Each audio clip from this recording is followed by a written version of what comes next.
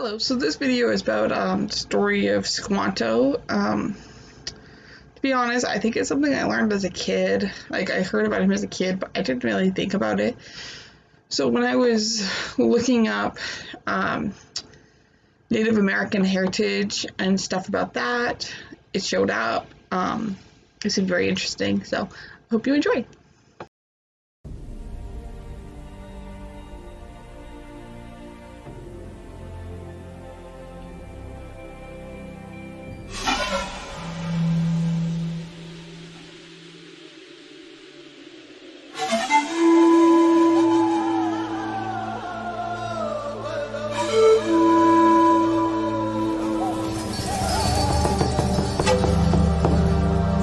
Welcome back to the Story of Liberty. This is your host, John Bowman.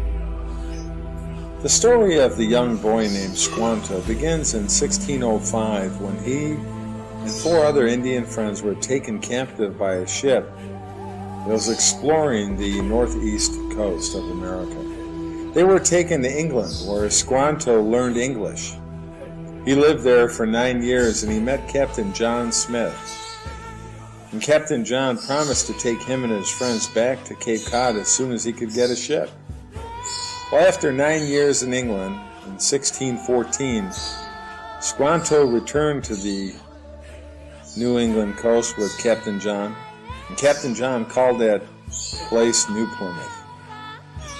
During this time, many Indians were shipped to North Africa for the slave trade, but Squanto and a few friends were rescued. One could see the hand of God as Squanto was being prepared for the crucial role he would play in saving the pilgrims in Plymouth. Squanto ended up making another trip back to London for about 5 years, and he returned with another captain in 1619 to step ashore just 6 months before the pilgrims would arrive on the Mayflower. But what he found was that every man, woman, and child of his tribe was dead. Nothing but bones remained because of the terrible plague that had killed them all. Squanto was a young man when this happened, and he wandered through the lands where he played as a child, in the woods where he hunted, and in the open areas where he ran. He was a very lonely person, and he had little direction in life at this time. Everyone he knew had been killed by the plague. He wandered into the camp of another Indian tribe, and he talked with the chief, Massasoit. Massasoit was the paramount chief who took pity on Squanto. He liked Squanto, and he told him of peaceful English families who were struggling to stay alive. They had no food to live, and they didn't know the ways of the wilderness. Squanto met at length with Massasoit, and he went with him to Plymouth to interpret for him when they met the pilgrims. They actually met with Governor John Carver of the Plymouth colony, and a peace treaty of mutual aid was made that lasted over 50 years between the Indians and the white man. The treaty stated that they would not hurt one another. If someone did hurt anyone, they would send the offender to be punished. They would restore anything stolen from each other. They would help each other if any did war against them. And they would help each other to find peaceful solutions. When they met together, they made an agreement to have the men leave their bows and arrows behind. Squanto now had an exciting new life to live, and he was no longer lonely. When the great leader Massasoit, who was also a remarkable example of God's providential care for the pilgrims, when Massasoit left with his entourage after the successful meeting with the pilgrims, Squanto stayed behind with the pilgrims.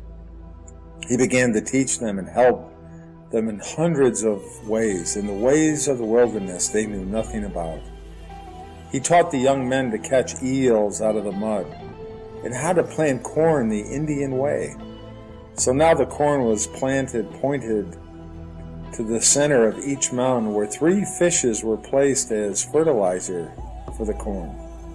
He told them when to plant the corn: in April in the northeast, when the leaves of the oak tree were the size of the ears of the squirrel.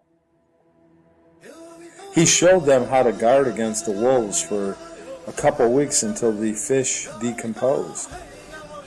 And now 20 acres of corn began to grow nicely. He showed them how to stalk deer and make maple syrup, which herbs to eat and which were good for medicine. Squanto was also a link in the chain that helped the Pilgrims establish the free market system. I really think he did, because he showed them how to trade for example, the pelt of the beaver that was in huge demand in Europe and plentiful in New England. Squanto made sure they got paid fairly for those fur trade top quality pelts. This, my friends, was the beginning of the economic liberty that the Pilgrims never had before. Now they could trade these beaver pelts in the fur trade business. Well, the 51 survivors took heart as the snowdrifts melted and the buds began to pop out into bloom. 4 entire families were wiped out. Only 3 married couples were left. Only 5 out of 18 wives survived that first winter. The youth were the principal survivors, and 47 in all died, nearly half of their original number that came over on the Mayflower. These starving times in the winter of 1621 and 1622 were reduced to a daily ration of 5 kernels of corn apiece. Did you hear that? 5 kernels of corn. It's hard to understand how difficult life was. But in the midst of this difficulty, the light of Christ gained victory. One example of a proud young man who would often curse the Pilgrims on the Mayflower.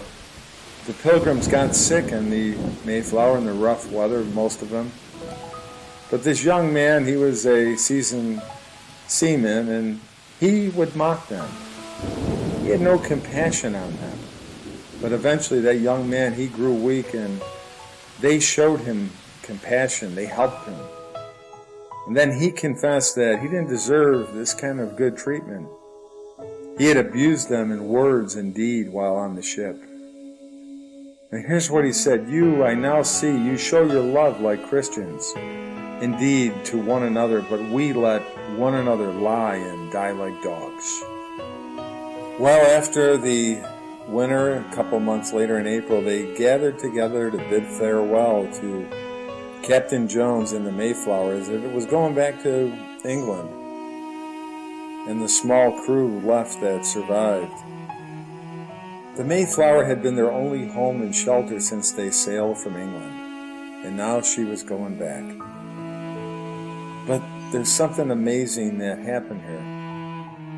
I'm sure they didn't want to repeat the terrible voyage, but they knew they had come to Plymouth for a reason, and not one of them chose to return. Half of them had died in the last few months, and yet not one of them went back. See, in the midst of all the dying, they shared the love of Christ in a way that only happens when people are willing to suffer together in His causes. John Carver, the good governor, he soon died while working, and then William Bradford was chosen to take John Carver's place. William Bradford was only 31 years old when he took command in the spring. Now the 20 acres of corn laid out by Squanto brought a rewarding crop. William Bradford called Squanto a special instrument, sent of God for their good, beyond their expectation. The Pilgrims knew Squanto was God sent. They loved him. The small village they had built now had 7 little cabins, and they took their grain, their pumpkins, their dried peas and beans into the common house. They set apart a time for Thanksgiving to their God, and their Indian friends were invited, and Massasoit brought deer and other things, while the Pilgrims brought geese and ducks and turkey. And there you have it, the first Thanksgiving. It lasted 3 days, and it involved sports and running and wrestling. They had fun together. They cemented a friendship between the Indians and the white man. What could be remembered was the prayer in the very beginning of the festivities, when Reverend William Brewster offered a prayer of thanksgiving to the Father of Lights as they began the festival. A couple years went by, and 1623, the Anne and the Little James sailed into Plymouth with 90 new settlers. These newcomers, they were surprised to see the rough condition of the first settlers. Life was tough. And then the drought came again, and the crops were dying in the fields. William Bradford, he called for a day of prayer. And for 8 hours, the people called upon God to save them. Amazingly, a gentle rain began to fall. The corn, the beans, the pumpkins, they lifted their wilted leaves, stood up, and flourished. This dramatic relief stirred their hearts, and now a second Thanksgiving was held in 1623. The plantation economy at this point forward was built on the labor of its own people. They built it. Yes, they did. All were required to work. And the basic philosophy of a calling, a special calling, stressed the duty of each individual to work with his own hands.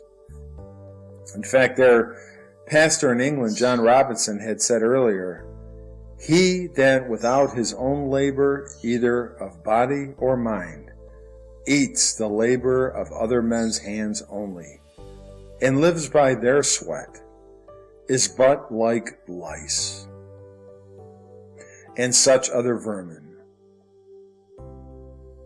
Did you hear that? These strong words were on individual initiative and responsibility, impressed William Bradford and the others to commence the free market system that we have in America today. But this communal system set up by the London Company, the adventurers that owned everything, they basically forced this upon the Pilgrims. It proved a failure. And the young men did not want to work for the wives and the children of older men. The good worker received no more than the poor worker.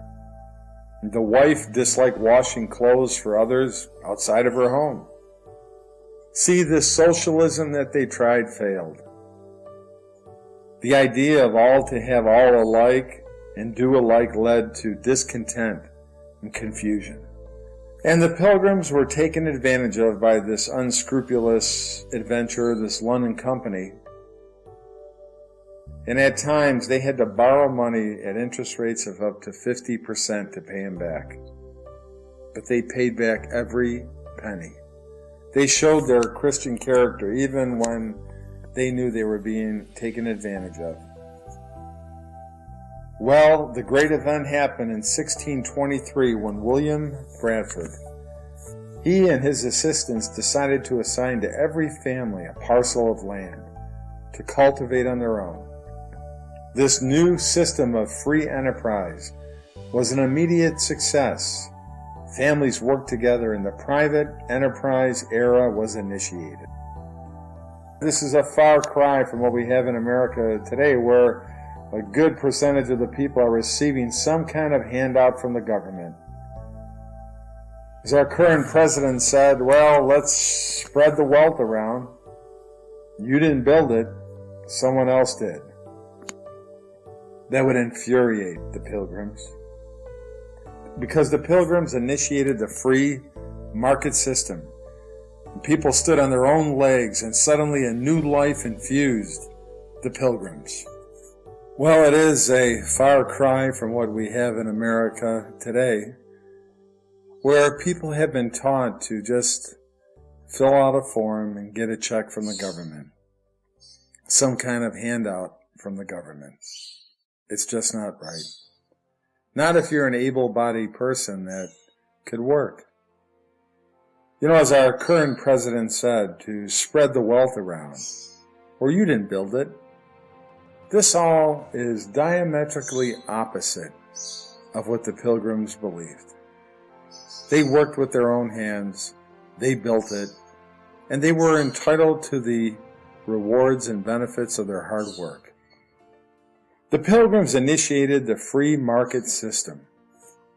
People stood on their own legs, and suddenly a new life was infused in the Pilgrim colony.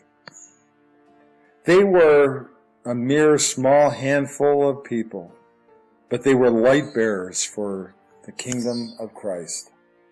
Along the New England coast and to the yet undiscovered vast America, their message was spread.